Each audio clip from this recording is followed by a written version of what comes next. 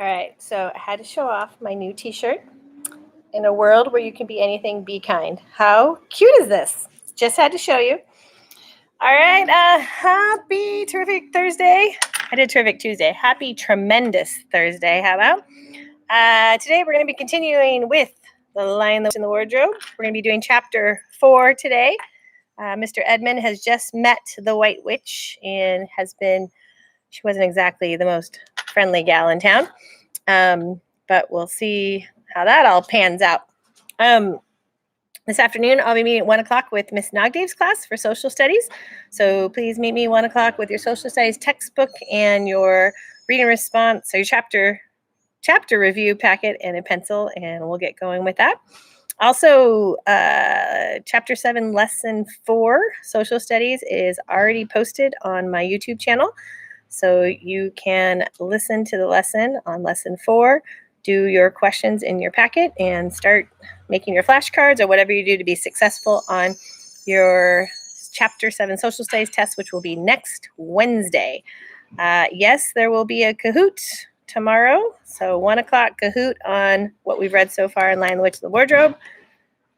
And I think that's all I have in terms of announcemements. All right, here we go. Turkish Delight. And as I mentioned yesterday, Turkish Delight is a real snack.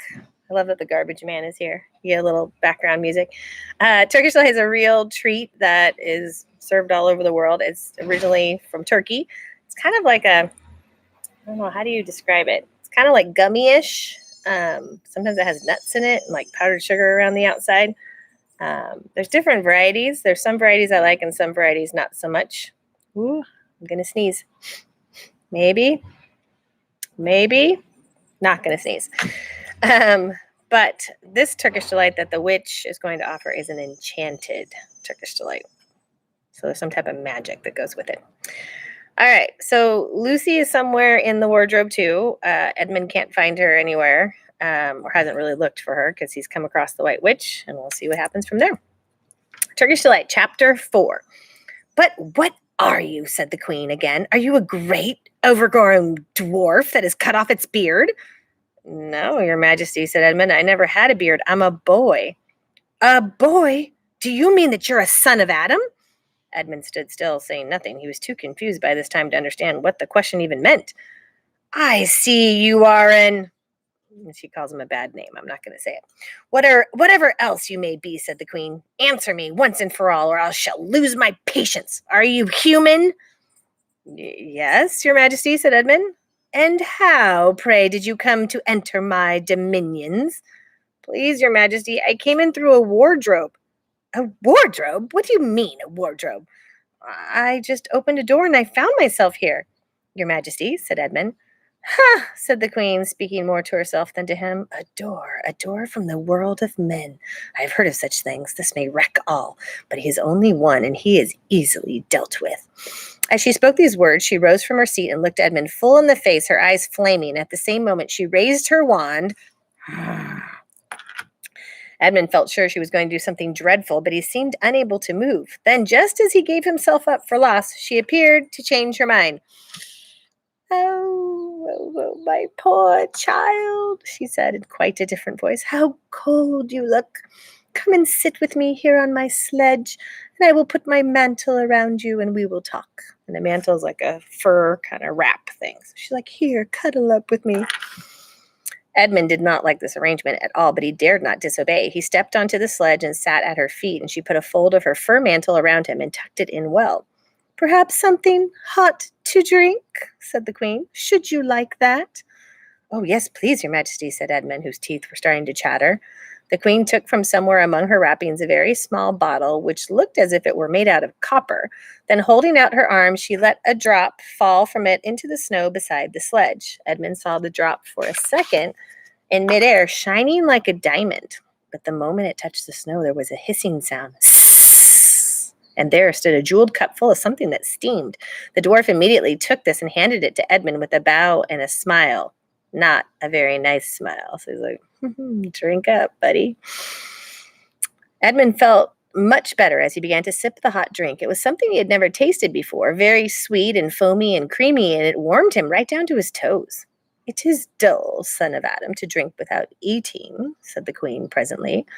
"What would you like best to eat?" "Oh, Turkish delight, please, your majesty," said Edmund. The queen let another drop fall from her bottle onto the snow, and instantly there appeared a round box tied with green silk ribbon, which, when opened, turned out to contain several pounds of the best Turkish delight. Each piece was sweet and light to the very center, and Edmund had never tasted anything more delicious. He was quite warm now and very comfortable. Here's a picture of the dwarf serving the hot drink. How does he not trip over his beard is what I want to know. While he was eating, the queen kept asking him questions. At first, Edmund tried to remember that it is rude to speak with one's mouth full, but soon he forgot all about this and thought only of trying to shovel down as much Turkish delight as he could. And the more he ate, the more he wanted to eat. And he never asked himself why the queen should be so inquisitive. She got him to tell her that he had one brother and two sisters, and that one of his sisters had already been in Narnia and had met a faun there, and that no one except himself and his brothers and his sisters knew anything about Narnia. She seemed especially interested in the fact that there were 4 of them, and she kept on coming back to it. "You are sure there's just 4 of you?" she asked. "2 sons of Adam and 2 daughters of Eve, neither more nor less?" And Edmund, with his mouth full of Turkish delight, kept on saying, "Yeah, I told you that before." And he forgot to call her Your Majesty, but she didn't seem to mind now. At last, the Turkish delight was all finished, and Edmund was looking very hard at the empty box and wishing, wow, he just ate pounds of Turkish delight, wishing that she would ask him whether or not he wanted some more. Probably the queen knew quite well what he was thinking, for she knew, though Edmund did not, that this was enchanted Turkish delight, and that anyone who had once tasted it would want more and more and more of it, and would, even if they were allowed, to go on eating it until they actually killed themselves. But she did not offer him any more. Instead, she said to him, "Son of Adam, I should so much like to see your brother and your 2 sisters. Will you bring them to me?" "I'll try," said Edmund, still looking at the empty box. "Because if you did come again, bringing them with you, of course, I'd be able to give you some more Turkish delight. I can't do it now. The magic will only work once. In my own house, it would be another matter." "Well, why can't we go to your house right now?" said Edmund. When he had first got onto the sledge, he had been afraid that she might drive away with him to some unknown place from which he would not be able to get back, but he had forgotten all about that fear now. "Oh, it's a lovely place, my house," said the queen. "I'm sure you would like it. There are whole rooms full of Turkish delight. And what's more, I have no children of my own. I want a nice boy whom I can bring up as a prince, and who would be king of Narnia when I am gone. While he was prince, he could wear a gold crown and eat Turkish delight all day long. And you are much the cleverest and handsomest young man I've ever met. I think I would like to make you the prince someday, when you bring the others to visit me, that is." "Why not right now?" said Edmund. His face had become very red, and his mouth and fingers were sticky. He did not look either clever or handsome, whatever the queen might say. "Oh, but if I took you there now," she said, "I shouldn't see your brother and your sisters, and I very much want to know your charming relations. You are to be the prince, and later on the king. That is understood. But you must have courtiers and nobles. I will make your brother a duke and your sisters duchesses." "Oh, there's nothing special about them," said Edmund. "And anyway, I could always bring them some other time." "Ah, but once you were in my house," said the queen, "you might forget all about them. You would be enjoying yourself so much that you wouldn't want the bother of going to fetch them. Now, no, no, no. You must go back to your own country now, and come to me another day with them. You understand, it's no good coming without them." "But I don't even know the way back to my own country," pleaded Edmund. "Oh, that's easy," said the queen. "Do you see that lamp?" She pointed with her wand, and Edmund turned and saw the same lamp post under which Lucy had met the faun. "Straight on beyond that is the way to the world of men. And now look the other way." Here she pointed in the opposite direction. "And tell me if you can see 2 little hills rising above the trees." "Well, I think I can," said Edmund. "Well, my house is between those 2 hills, so next time you come, you have only to find the lamppost and look for those 2 hills and walk through the wood till you reach my house. But remember, you must bring the others with you. I might have to be very angry with you if you came alone." "Okay, I'll do my best," said Edmund. "And by the way," said the queen, "you needn't tell them about me. It would be fun to keep it a little, secret between us." Wouldn't it? Make it a surprise for them. Just bring them along to the 2 hills. A clever boy like you will easily think of some excuse for doing that. And when you come to my house, you could just say, "Ooh, let's see who lives here," or something like that. I'm sure I'm sure that would be best. If your sister has met one of the fawns, she may have heard strange stories about me, nasty stories that might make her afraid to come to me. Fawns will say anything, you know. And now, oh, please, please, said Edmund suddenly, please, couldn't I just have one piece of Turkish delight to eat on my way home? No, no, no, said the queen with a laugh. You must wait till next time. While she spoke, she signaled to the dwarf to drive on, but as the sledge swept away out of sight, the queen waved to Edmund, calling out, next time, next time, don't forget, come soon. Edmund was still staring after the sledge when he heard someone calling his own name, and looking around, he saw Lucy coming toward him from another part of the wood. Oh, Edmund, she cried. So you got in too. Isn't it wonderful? And now, all right, said Edmund, I see you were right, and it is a magic wardrobe after all. I'll say I'm sorry if you like, but what on earth have you been? Where have you been this whole time? I've been looking for you everywhere. Well, if I had known you had gotten in, I would have waited for you, said Lucy, who was too happy and excited to notice how snappishly Edmund spoke or how flushed and how strange his face looked. I've been having lunch with dear Mr. Tumnus the fawn, and he's very well, and the White Witch has done nothing to him for letting me go, so he thinks she can't have found out, and perhaps everything is going to be all right after all. The White Witch, said Edmund. Who's she? She's a perfectly terrible person, said Lucy. She calls herself the Queen of Narnia, though she has no right to be queen at all, and all the fauns and dryads and naiads and dwarfs and animals, well, at least all the good ones, simply hate her. And she can turn people into stone and do all kinds of horrible things. And she has made a magic so that it's always winter in Narnia. Always winter, but never Christmas.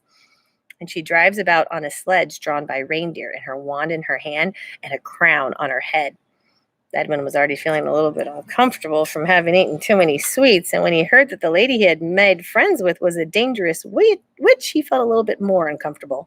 But he still wanted to taste the Turkish delight again more than he wanted anything else. Who told you all that stuff about the White Witch? He asked. Mr. Tumnus, the fawn, said Lucy. You can't always believe what fawns say, said Edmund, trying to sound as if he knew far more about them than Lucy. Who said so? Said Lucy. Everyone knows, said Edmund. Ask anybody you like, but it's pretty poor sport standing here in the snow. Let's go home. Oh, yes, let's, said Lucy. Oh, Edmund, I am glad you've got into. The others will have to believe in Narnia now that both of us have been there. What fun it will be. But Edmund secretly thought it would not be as good fun for him as for her. He would have to admit that Lucy had been right before all the others, and he felt sure the others would be all on the same side as the fawns and the animals. But he was already more than half on the side of the witch. He did not know what he would say or how he would keep his secret once they were all talking about Narnia. By this time, they had walked a good way, then suddenly they felt coats around them instead of branches, and the next moment they were both standing outside the wardrobe in the empty room. I say, said Lucy, you do look awful, Edmund. Don't you feel well? I'm all right, said Edmund, but this was not true. He was actually feeling quite sick. Come on then, said Lucy, let's find the others. What a lot we have to tell them, and what wonderful adventures we shall have now that we're all in this together. The next chapter is called Back on This Side of the Door. So Lucy, being young and naive, is pretty excited because now Edmund's going to tell them, oh, it's true. There really is this land, and Lucy wasn't lying. She's not crazy. But Edmund is now under the spell of the enchanted Turkish delights, so he's not really thinking clearly. Plus, he has a stomach ache because he ate way too much. And he's already promised the witch that he'll bring all of them to her castle, and then he'll be made prince and king and have as much Turkish delight as he wants. So he kind of has that on the brain instead of anybody else's, safety or what's best for his siblings. The magic has kind of taken over his head, right? When we're in the classroom, like I said, sometimes acquire some Turkish delight and I let everybody try it. And then afterwards I say, how do you guys know it's not enchanted? How do you know that I'm not controlling you right now? And then everybody kind of panics for a moment. And I'm like, just kidding. So if you happen to see Turkish delight, if you're not probably you, but if your parents are in a store, sometimes Cost Plus has it, World Market. Any place that has like international food, sometimes even TJ Maxx has it. So keep your eye out for it. Usually around Christmas time is when I see it the most. I guess it's like a holiday thing. So give it a try. You might like it. You might not like it. I don't like the ones that have the nuts in it, but some people love nuts. Who knew? All right. Don't forget to jump into your workbook. It's better to do it when it's fresh in your brain. Chapter 4, Turkish Delight. What do we got today? So you're going to pick 3 vocabulary words, whichever 3 you'd like. I've got some open-ended questions. Your quick write today is describe how the queen treats Edmund when she first meets him, and then why does she change her mind and suddenly starts being nice to him? So please use complete sentences. Make sure that your opinion and your voice is strong by using evidence from the text, and then draw a picture. So kind of before how she treats him, and then suddenly she's like, oh. And why do you think she kind of changed her whole tune? She obviously has some motivation behind this. Yeah, it's pretty short today. Cool. All right, Miss Nagde's class. I will see you 1 o'clock. Social studies. My class, if you haven't done your flip grid, please jump on and do that. I think we have 19 of 31. We're going for 31, people. 31. Even if you don't like being on video, you can put like a little emoji over your face. All right. Talk to you guys later. Bye.